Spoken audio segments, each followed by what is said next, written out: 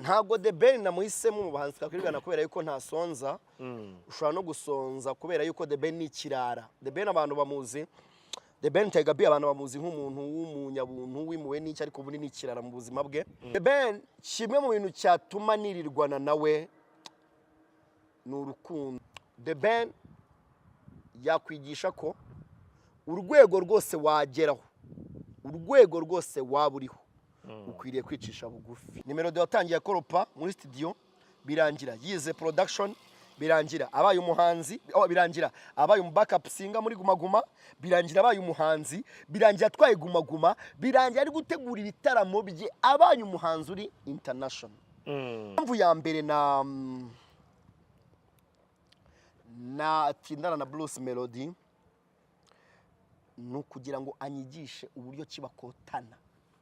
Umuntu ava ku rwego rumwe akagera ku rundi byagenze gute, bisaba iki, n'amafaranga niki biraharasabwa iki. Umuhanzi wa mbere, umukinnyi wa mbere wa filime tutakwirirwana ni Savi. Savi ntago twakwirirwana ni Nyambo. Nyambo ntago twakwirirwana. Muranzi Yesu no Mitso Boy P Onika so twashaka amasuza abantu mugisha kandi ikomeze ibarinde ndege mu TV eyo. That's your boy again, Sombrero Kabonyo Fundi Mashlam Pariro JPZ. Yeah. Today aujourd'hui tout de suite de kumwe n'umuvandimwe the badman, the kindman, the super guy Foxman. Sava brother. What's up bro? Meze fresh? Meze neza. Biracamo meze neza. Chekula chechilwa wewe. Ndaho kabisa ndi kabisa nshima Imana. Chekula chechilwa wewe. Namba burungi ndashima Imana cyane, mfite vibe ndavibinga vibrating kabisa yaman. Wagatanu muzima cyane. Wagatanu mutagatifu no wagatanu tugomba gusenga.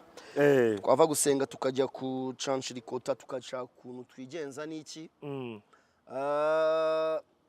Ni minsi 5 bishize turi muri haso dukora twiwe naho turuhuka, ariko abandi bo bararuhuka nk'abantu bakora muri leta n'ibindi bigiye n'abandi bantu bagiye batandukanye, abantu bakora mu ONG n'ibindi bararuhuka, ariko twiwe naho turuhuka. So ni igihe cyo kuruhuka, abantu bakasohoka bakaburudika bakabyina bagaciri wanzenze kiri wayaya reka je tugigoma karamendaje yaman. So first one uri umunyamahirwe uri umugisha cause you the first one uri wa mbere nakiriye muri that's why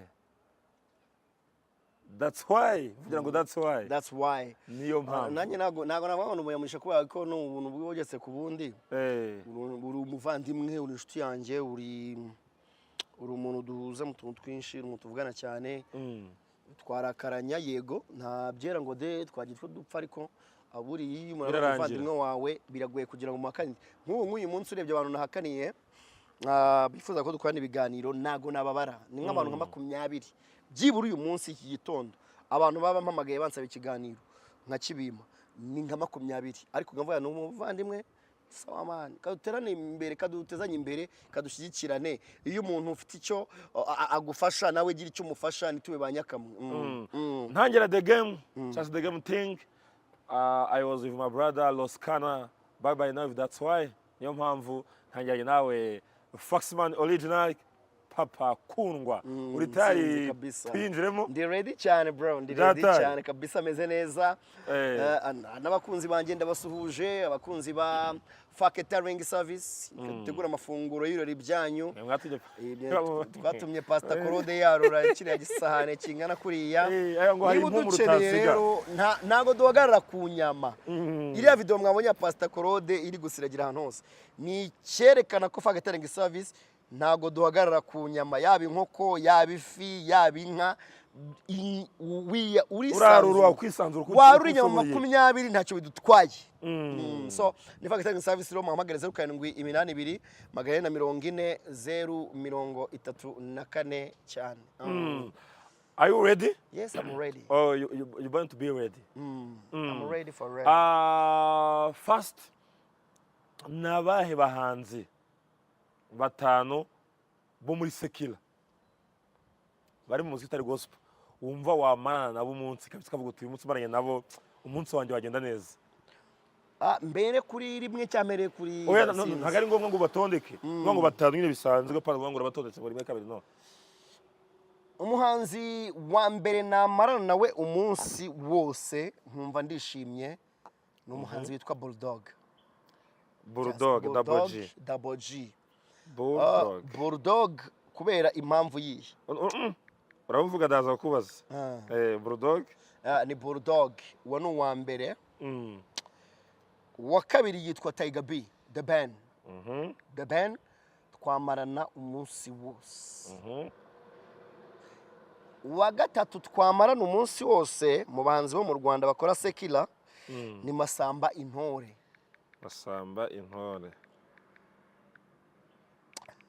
Uwa kane mu bahanzi twamarana umunsi wose ni Bruce Melody.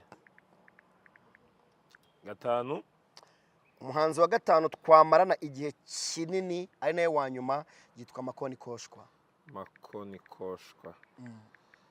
That's why kuba Bulldog wamuhisemo ni impamvu yuko yabaraguhaye ibiganiro hajya hatandukanye urugero nko kuri Serede TV. Ntago ariyo mpamvu. Bulldog ntago ari umuntu twabana kubera ibiganiro. Bulldog ni umuntu twabana kubera ibitekerezo bye biri hejuru. Bulldog ni umuntu utekereza cyane kandi atekereza ibyo abandi bo badatekereza. Igihe kinini utekereza ibyo abantu badatekereza barakwanga kubera yuko abantu bakunze kuba bashaka kujya mu murongo umwe nabo. Bulldog ni umuhanzi wa mbere mu Rwanda w'umuhanga. Yego. For real ndabivuze. Uramutse ubana na Bulldog ukaba umuswa byagorana kubera iki? Bulldog history arayizi. Bulldog geography arayizi. Bulldog chimie arayumva.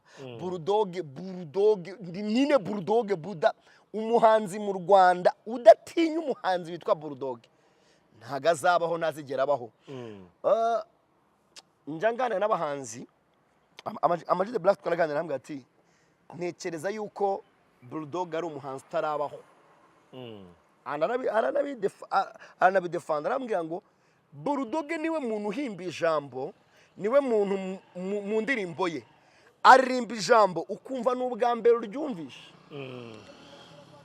Ibyo jambo n'ubwa mbere uburyumvisha. Kabiri Bulldog ntarya indimi. Yego ni yego, oya ni oya. Okay. Bulldog afite ukuri kwakunda abahanzi batagira. Ukivuga Bulldog reka tukwakira ko that's why iteye ubwoba. Uvuga kugira ngo utagira ikintu cy'ugusobora kimwe.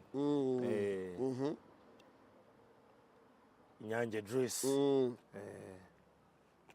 Bagwe n'akazi bantu ujye bamamariza bafite amafaranga menshi. Urumva Bulldog ni wa muntu ukubwira ibintu by'ukuri ntagazi guheza. Muri gumaguma urabyuka avuga ngo izi kata n'ibindi byose ni Bulldog nyine w'ukuri. Rero Bulldog ni umuntu twatindana kubera iki? Afite amagambo y'ubwenge, ni umuhanga, discipline ye iri hejuru ku bandi baraperi bose, we na Riderman, ariko Bulldog bekaba karusho. So Bulldog nabana nawe kubera ko Bulldog ni umuntu wakuganiriza ibintu by'ubwenge bikungura bikakuvana ku rwego rumwe kugeza ku rundi. Kuba Bulldog arahuye na team ya Tough Gang, P-Fra, J-Polly, Green Person, Fireman, niyo mpamvu yatumye agera ku gasongera ariho uyu munsi.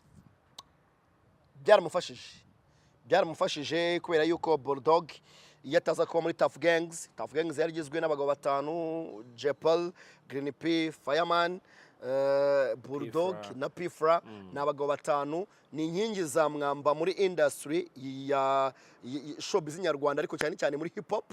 Nabantu navuga yuko naba legend naba papa bakuru muri hip hop nyarwanda. Kuba rero Bulldog yaragiye muri Tough Gangs byaramufashije, ariko nanone Bulldog akaba mwiza cyane muri collabo y'abantu babiri. Yakoze Puta ari kumwe na Juno, yakoze Mana fasha imfubyi z'u Rwanda uzikure ku mihanda aho zibogamiwe n'umwanda niba kandi utwitayeho Mana. Donc ni umuntu korabo ye uba ukeneye kumva ibintu yaririmbye nayanjye nayanjye sige donc Bulldog iyo ari korabo ari abantu babiri biraryoha cyane kurusha Tough Gangs bidakwiye yuko Tough Gangs ari abantu banini ariko iyo urebye no muri Tough Gangs mu bantu bayisigayemo nyakwigendera Jepol Imana imuha amahoro n'iruhuko ridashira yaba discipline yaba gukora Bulldog ari hejuru so hari ikintu yamufashije Tough Gangs ariko nawe hari ikintu yayifashije kuko ni igisimba kuba The Ben ari umunyabuntu utanga atitangiriye itama niyo mpamvu wamuhisemo yo kuba mwamarana umunsi kubera ko utakwirirwa usonza muri uwo munsi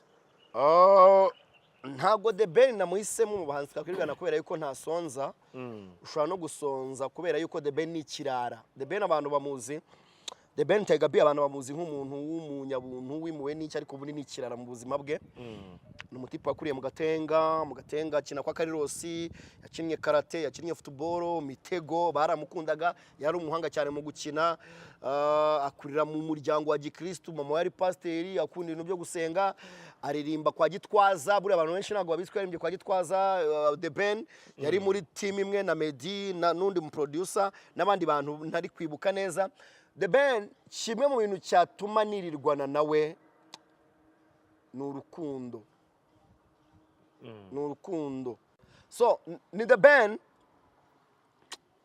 impamvu yatuma nirirwana nawe ni spirit mwuka abana nawo aho hafi The Ben ni umuntu ufite urukundo muri we kuba ari icyamamare ntago bimukanga kuba kunzwe ntago biri mu mukange ni The Ben ushobora kuba ari kuva mu rugo iwe akagera ahantu bari kubaka hari abayedi n'abafundi agahagarara akamanukirahure akava mu modoka akabapepera agahita akura mu modoka y'ibihumbi 100 agahita ababwira ati mwende mwese muze kurya saa sita ni The Ben ushobora kwigisha ibijyanye n'umubano imibanire ibyo bintu The Ben yabikwigisha cyane kabiri The Ben yakwigisha ko urwego rwose wageraho urwego rwose waba uriho ukwiriye kwicisha bugufi yego wibaze ko The Ben ashobora guhamagarwa na Nzovu na Yaka akabakira akabagurira akabaha amafaranga akavuga ati ngo mutaye nta kintu bakeneyeho saza bashyira muri video saza agira gute The Ben ni umuntu nakwigiraho urukundo kandi impamvu The Ben namugize ku mwanya wa kabiri mu bantu twagumana twakwirirwana nuko nta kintu na kimwe kiruta urukundo Bibiliya ivuga yuko nta wundi mwenda dukwiriye kugira usibye umwenda w'urukundo kuba The Ben yaragumanye na manager I'm sorry ukatinze kuba The Ben yaratindanye na muyoboke cyangwa se manager wacu tukitaho ibihe byose bakaba bakiri kumwe niyo mpamvu yatumye The Ben agera ku gasongero uyu munsi wa none oya ntago muyoboke yatumye The Ben agera ku gasongero muyoboke yatumye The Ben atangira agira intangiriro nziza anagumana iyo ndangagaciro yasanze muri muyoboke ndetse n'umutongero kubera yuko bakubwira yuko intebe za mbere zageze mu nzu kwa The Ben wabo mu rugo ni muyoboke waziguze mu buryo bwo kureha mama wande wa The Ben ati mu mwana wawe azakora ibintu bya danje bakubwira yuko bigeze kuganira bari kumwe na Tom Close na The Ben na muyoboke aravuga ati ari njyewe na muyoboke ari njyewe na Tom Close ninde uzapfumura amatwi mbere ninde uzabikirara bivuze ngo hari uburyo ki muyoboke yafataga bano bahanzi akabarimamo ubufamiliye akabashyiramo indangagaciro ariko ntago bagumanye kubera yuko The Ben yaje kujya muri Leta Zunze za Amerika amara y'imyaka 10 ubuzima burakomeza umuntu w'umugabo mpaka ageze i Kigali aza gukora ubukwe na Pamela donc nigeza yuko nta huriro nta hantu bihuriye cyane nizo ndangagaciro The Ben yahawe yakuriye umuryango mama we n'ibintu byose nawe kwiha agaciro no kwitekereza uburiye kamubwira nta muntu ushobora guha agaciro utakihaye nta muntu wagutekerereza utitekerereje ntabwo bijya bibaho rwose kuba Tonto Masa cyangwa se Masamba intore bamuhisemo ni ukubera ko abahanzi bose bamwireferaho nk'umubyeyi wabo. Ntago ariyo mpamvu, ntago ari umubyeyi, ni umujama cyane. Buriya Masamba nawe ni ikirara ariko cyihishe mu muco gakondo kubera ko Masamba ni umujama. Iyo urebye ubuntu yambara, iyo urebye uburyo ki ibitaramo byinshi bya Sava country tour yarabyitabiriye, ibitaramo bitandukanye Genesis Comedy ajyamo, n'ikirara. Masamba usibye ko afite umuco nyarwanda, umuco gakondo awukunda cyane, akanawireferaho cyane, ukamugaburira ukamutunga, ariko ubundi Masamba ni ikirara. Iyo umuntu ari ikirara rero ni iki? Ni umuntu wese uri surviving kugira ngo abeho anatungo abandi bantu benshi. Masamba ni umuntu watunje Zire Sontore. Ndabyibuka tujya gushingura umuzehe Sentore Atanazi, nari impari cyane, Imana amahoro imuha amahoro n'urukwedashira, nari impari cyane rwose, nagiye kumushingura kubera yuko nari mfitanye connection n'abantu mu muryango wabo. Iyo urebye Masamba yasigiwe umuco na papa we na se, birangira agiye mu itorero ry'igihugu. Buriya abantu benshi babizi, abantu batabizi, papa wa Masamba yari umwe mu bakuru mu itorero ry'igihugu, urukerereza. Wari ubizi se? Yabyiniyemo, yarariyoboye, barajyanye bazengurukanye isi. Masamba rero yasigaye nk'umuntu ugiye gusigasira umuco papa we yamuraze, biranamuhira, biramutunze, ameze neza. Impamvu namuhitamo rero ni iyihe? Masamba ni umujene ufite umuco. Masamba ni umugabo ufite umuco muri we, ukunda u Rwanda cyane, ukunda inkotanyi cyane. Iyo ari kuvuga inkotanyi cyane akavuga n'ibigwi by'inkotanyi, uba wumva biryoshye cyane nk'umuhanzi. Ariko nanone akagira uburyo bwo gukunda umuryango we. Arashyigikira Sentore, arashyigikira Ruti Joel, arashyigikira Lionel uriya wabanye na Bijou bikarangira batabanye. Donc akunda umuryango. Imwe muri spirit mba numva iruta yindi nkunda mu Rwanda ndetse no ku isi, niyo napfa nkunda umuryango wanjye, yabo kwa mama, yabo kwa papa, mba numva nabakunda. Ibyo bintu rero byatuma niga ntindana na Masamba, nkiga bigenda gute, byagutwaye iki, bisaba iki, bigenda do ibyo bintu byose nkabyiga. Namwigiraho gukunda umuryango, namwigiraho gukunda igihugu, namwigiraho guhozaho, kubera yuko uhereye ku ndirimbo ivuga ngo ngwizi ngizi mundu zurgunye urugo ruhire apari yongiye agasaza gashira manga kazanzi nkumiryamye n'izindi wapiye izo ndirimbo zose akaba kiri hagihatana na nubu yuko ari umugabo w'imfura cyane.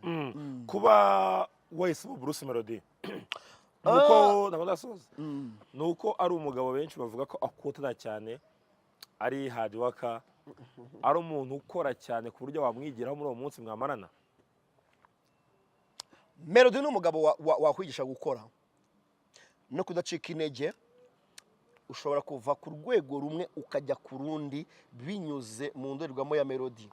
Ni Melody watangiye akoropa muri studio, birangira yize production, birangira abaye umuhanzi, birangira abaye mu backup singer muri Guma Guma, birangira abaye umuhanzi, birangira atwaye Guma Guma, birangira ari gutegura ibitaramo bye, abaye umuhanzi uri international. Impamvu ya mbere na tindana na Bruce Melody no kugira ngo anyigishe uburyo kibakotana. Umuntu ava ku rwego rumwe akagera ku rundi, byagenze gute, bisaba iki, n'amafaranga niki biraharasabwa iki. Natindana na Melody kugira ngo anyigishe uburyo ki umuntu ashobora gutindana fame, n'uburyo ushobora gushaka uburyo ki urwego ugezeho warubyaza ibindi bintu uzageraho. Yego. Kuba wahisemo ko nikoshwa nuko nk'abana twese twakuze dutegereje Noheli na Bonane, aribwo uzagurirwa umwenda, aribwo uzaryaho kanyama.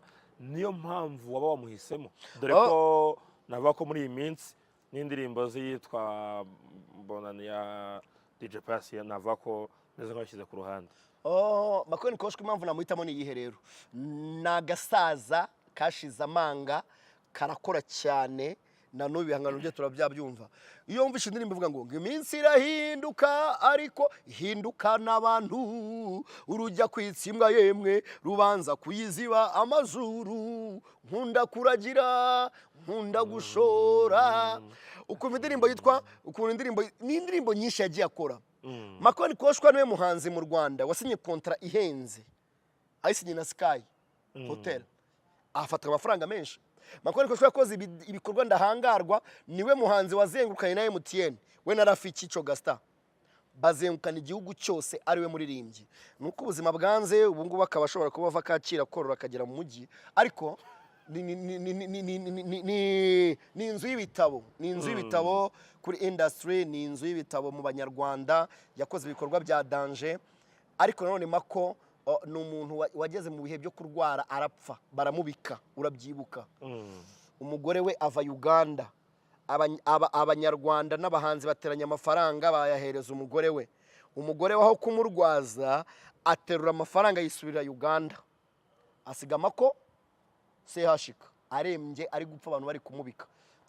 Uko kwihangana, uko gukotana, uko guhatana byatuma numva natindana na Makoni Koshwa, ariko nanone akaba ari umuntu wandikaga amagambo y'ubwenge. Iminsi irahinduka ariko ihinduka n'abantu, urujya kwica yemwe rubanza kuyiziba amazuru, urwamazi nka rwanzaniye ubukene yo. Donc ni umuntu inganzo ye urumva irava kure cyane, irava hano uzanya bwishongezi akayikurura akayizana i Kigali. Ni umuntu nyine ufite wari ufite ubuvanganzo umuco nyarwanda akabihuza n'umuziki traditionnel na dance, byose akabihuza kandi ukumva biramacinga. Makoni Koshwa namushyira mu bahanzi batanu nabana nawe nakwirirwana nawe cyane. Nguhaye bonus rero. Bonus ntabwo nshaka, ahubwo ndakubaza nti nawe bahanzi batanu ba gospel wumva mwamarana umunsi ntugire ikibazo? Ntabwo ndi basobanure. Oya, uwa mbere twamarana igihe kinini. Kudatsoye imeze ngo ni ibyiciro bitatu. Hari abahanzi ba secular, ba gospel n'aba filime, ngwitishamo hamwe urasobanura, aho urasobanura njye uhitamo. Sawa. Aba gospel nabagwitamo nta kibazo. Uwa mbere natindana nawe ni Israel Mbonyi. Israel Mbonyi ni umugabo ufite indirimbo zisize amavuta, wandika neza, wameze neza. Wa kabiri Nshuti Bosco. Uwo ngo niwe nagira wa kabiri. Nshuti Bosco ni umuhanzi wandika indirimbo zijyanye n'umusaraba no kubwira abantu ibyurutse imitima no kubabwira yuko bataciriweho iteka. Kristo yaje kugira ngo atanga ubugingo kandi buhoraho. Uwo ni Nshuti Bosco, ni byo akora. Atanga indirimbo ivuga ngo ni muri Yesu Kristo, ni mu mibabaro ye no mu rupfu rwe niho twiyungiye n'Imana. Ibyo bintu rero bituma nta muntu wiciraho iteka nka Piyoni kunywa gacupa n'abandi biyumva mu ndirimbo za Nshuti Bosco. Gatatu ubwo ndi kuvuga uwa mbere navuze nde? Mbonyi, Nshuti Bosco. Abandi bantu nabana nabo namarana nabo igihe kinini cyane ni Ben na Chance. Ben na Chance ni abantu baririmba inzira y'ukuri nukwizera uwabambwe ari we Kristo, niwe rembo ryiza ritwinjiza mu bwami bw'ijuru. Arakubwira iryo cyine inzira y'ukuri arayikwereka, bakurimbira Yesu arakora n'ukuri arakora, bakuvangire njya kuvumba amashimwe y'abandi nkarebera mu madirishya abandi batamba. Donc ni abantu bandika ibintu batekerejeho. Ben na Chance natindana nabo, ariko cyane cyane ngatindana na Ben ko Ben ni umunyabwenge cyane ku ijambo ry'Imana. Kane natindana na korari. Natindana na korari bita korari Hoziyana. Korari Hoziyana niyo korari ya mbere mu gihugu cy'u Rwanda, ibayeho imyaka myinshi, ariko ibintu bandika tugumane mwami haleluya mwami tugumane, hagiye kuzagwa inkura y'imanukano, imvura izagwa n'izindi nyinshi cyane. So ni korari natindana nayo tukaganira na bari basaza ba Rushema bande abapfuye abagize gute, nkababaza amateka mwatanye umurimo w'Imana byari bimeze gute, byagenze gute. Iyo ni korari ya kane twatindana. Umuhanzi wa gatanu wo muri gospel twatindana n'umuhanzi witwa Aime Uwimana. Uyu we ninkuramo nimuvuga ndakuramo Rayban. Aime Uwimana maximum respect. Yabaye yenspire. Yabaye inspiration y'abandi bahanzi benshi. Aime Uwimana iyo umuvuze ubuvuze ikintu kigari muri gospel utinya umuhanzi bise bishop w'abandi bahanzi bakora gospel. Aime Uwimana namushyira muri abo bahanzi batanu, ariko uwa gatanu ntago yaba ari Aime Uwimana gusa, nashyiramo na Shanik Ngendahayo. Abo bantu batanu nabafata tukirirwana muri gospel. Nabaye abakinnyi ba filime kuri Foxman batanu atakwirirwa nabo, kuko aramutse yirwanye nabo ashobora kujya mu byo atakunda. Umuhanzi wa mbere, umukinnyi wa mbere wa filime tutakwirirwana ni Savi. Savi ntago twakwirirwana. Yego. Undi mukinnyi wa kabiri tutakwirirwana ni Shafi. Aruno. Shafi ntago twakwirirwana rwose. Undi muhanzi wa gatatu, undi mukinnyi wa filime tutakwirirwana ni Ngenzi. Ngenzi ni umugome yatuma mba mubi cyane. Ako ni bya filime? Ni bya filime. Ubwo nyine umbaje ba filime. Kane umuhanzi tutakwirirwana. Umukinnyi tutakwirirwana nabo nabahanze rega buriye. No muntu witwa uyu mumama. Oya. Fabiola. Fabiola filime zose akuze gukina zikunze kuba ziteye ubwoba. Gatanu umukinnyi wa filime tutakwirirwana ni Nyambo. Nyambo ntabwo tutakwirirwana. Okay.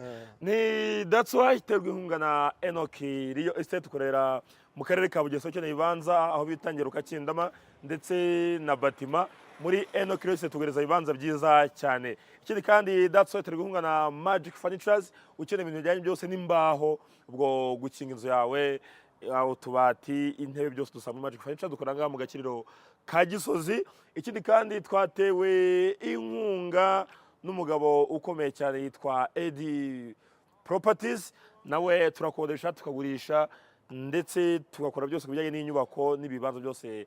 Edi Properties twese wadukenera. Uramutse ukeneye bose nkubwiye magara kuri 0787223370 ubundi nkabakugezaho. It's your boy Kabonyo First Man. Wakoze cyane, God bless. Ciao ciao.